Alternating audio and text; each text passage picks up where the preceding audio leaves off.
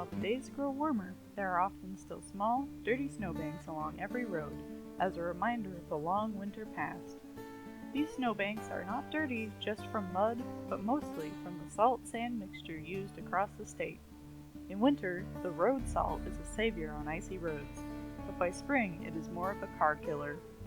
While any driver knows the pain of the rust caused by the abrasive salt and sand, many do not correlate the same mixture to a wide variety of growing environmental problems.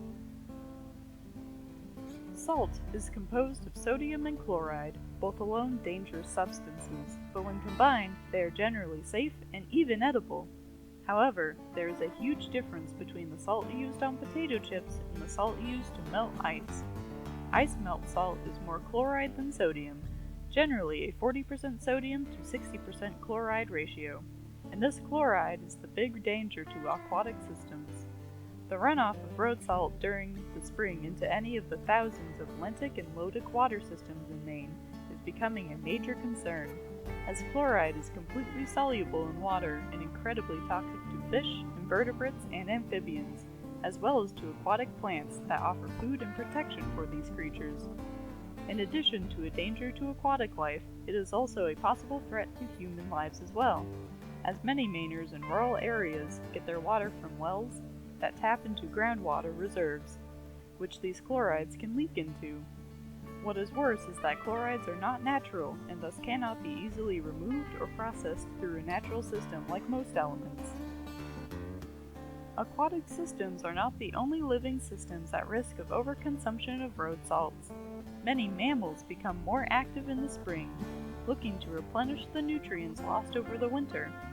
Sodium is needed in small doses by most mammals, and the large deposits of road salt are easily accessible to wildlife. However, this often leads to more collisions of vehicles, and usually both parties do not fare well. Also, too much sodium in any mammal can lead to many health problems, and since road salts are more chloride than sodium, this is especially dangerous to wildlife if overconsumed.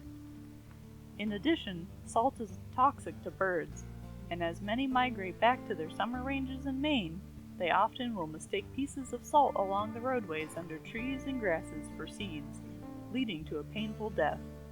Along with these many threats to wildlife, much of this runoff also harms native plants and allows for the emergence of more invasive species, which is another epidemic within the state. So, what can be done to prevent further damage to Maine's diverse terrestrial and aquatic ecosystems? There are many newly developed alternatives to the traditional sand-salt mixtures that have a variety of pros and cons, as with any treatment.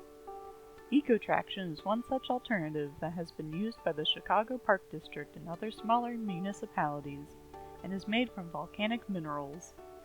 There are many pros to this, as it is safer and biodegradable, as well as being natural to begin with. However, it is a limited resource that, if used on a large scale, such as by an entire state, has the potential to not be feasible. There are also many states that have found different methods besides road treatment with chemicals to combat slick roads and black ice. Alaska is famous for having all cars on the roads with no rust whatsoever, since they use gravel as an alternative to sand and salt. The major drawback, which is why likely it has not caught on in the lower 48, is due to the gravel also being easily kicked up by vehicles and damaging windshields. Utah has a series of heated roadways and more biodegradable brine solutions to keep roads clean, but this comes at an incredibly hefty price that Maine might not be able to afford. So, where do we go from here?